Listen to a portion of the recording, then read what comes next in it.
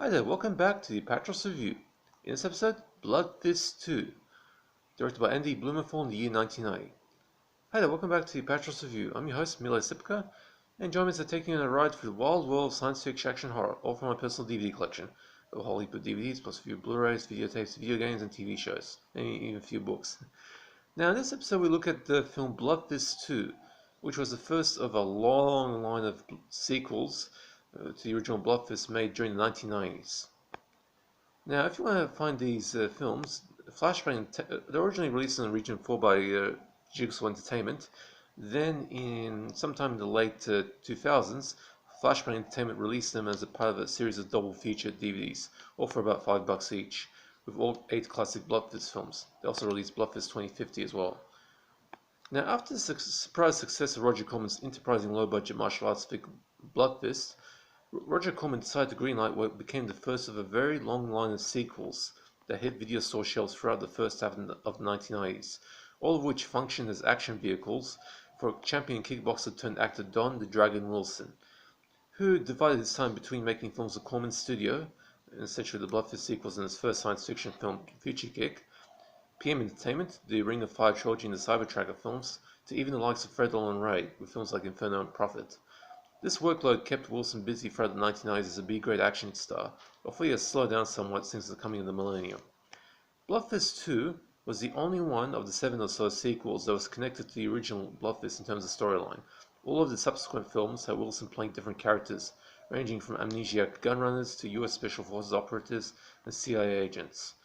As the first film was a cheap knockoff of the early films of Jean-Claude Van Damme, particularly the films like Bloodsport, Kickboxing, and Wrong Bet, Bloodfist 2 was a knockoff of the Bruce Lee film Into the Dragon, with Wilson's original character, Jake Ray, starring the film being engaged in a kickboxing match with an Irish fighter who is secretly taking drugs to keep fighting, only to lead to Ray accidentally killing the fighter in the ring.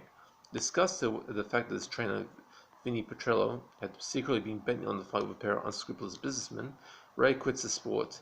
2 years later, Ray is contacted by Vinny, who claims that he's in serious trouble thanks to losing some bets with Sue, a corrupt Filipino businessman and major gambling racket baron, who is working on a secret deal with a number of other shady, unscrupulous types for cornering the gambling market and widespread cheating schemes. Vinny needs to have an escort to get him out of Manila alive. Ray reluctantly agrees, but the real trouble starts upon Ray's arrival in Manila, where he is quickly captured and chained to a group of champion fighters, who are all taken to Sue's private island, where they are thrust into a to-the-death fight against Sue's complement stock fighters, all of whom are being augmented with Sue's invention of a powerful new steroid that renders its users almost invincible in the fighting ring, with complete immunity to pain and super strength, as well as being completely undetectable. Ray must lead his friends into a deadly confrontation with Sue's red-clad stooges and the traitor Vinny, unaware that Sue's daughter Mariella is planning to help Ray out in an effort to break free from her father's control. As it stands, Bloodfist 2 is a pretty average martial arts B-grader, although somewhat better handled than the original film was. The story is something of a joke, as is some of the acting from portions of the cast, in particular Robert Marius, who also starred in Zombie 3, the zombie for the Italian Lucio Fulci's last zombie film, as a slimy weasel chemist Dieter, sporting an atrocious cartoon German accent. But the fans only watch a film like Bloodfist 2 for the fighting, of which this film truly excels at. The various assorted matches between the heroic captive fighters against the drugged-up Filipino thugs, and this is the type of film where the villain passes each of the captive fighters and takes a moment to list each of the fighters' assorted specialties and sporting achievements, of which most are real-life achievements of the actors playing the fighters. I particularly like the last one belonging to Sal the Widowmaker Taylor, an undefeated record and stunned as a nightclub bouncer at a pussy club, right before he kicks the keys from a nearby stooge's hands and starts an unsuccessful escape attempt. That ends within the span of a half-minute. Now, like I said, these fights are well staged, the standout being the one between the wrestling champion who simply sits in the middle of the ring and slickly blocking any attempt by his opponent to attack him. The climactic fight between the surviving fighters and an almost inexhaustible supply of red-shirted bamboo stick-wielding thugs is probably worth the price of paying the DVD. Now, on the acting front, Don Dragon Wilson is still pretty wooden, but at least he's gotten better as an actor.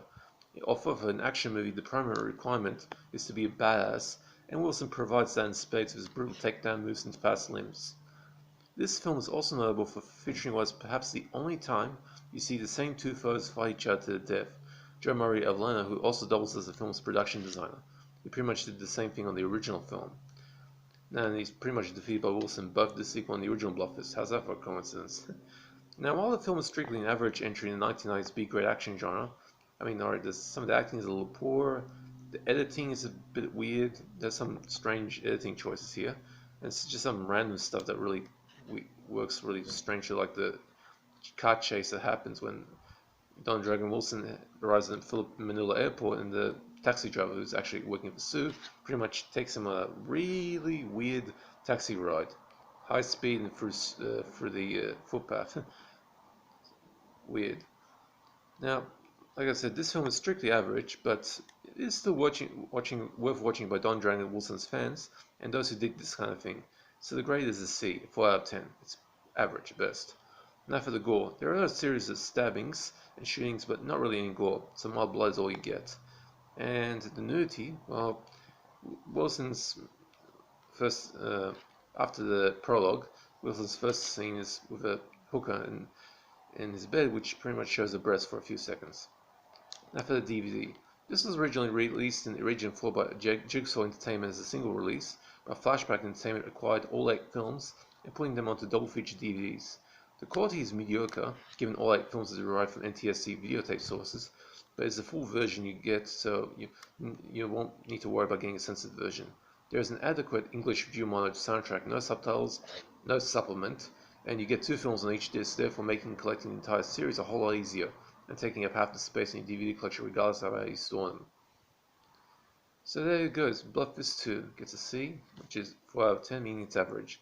No supplement, no subtitles, only English dual mono, and the aspect ratio is 1:33, 4:3 basically.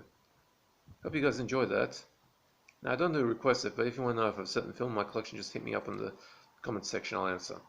Now I should note that this is the second last Don Dragon Wilson film reviewing for this year.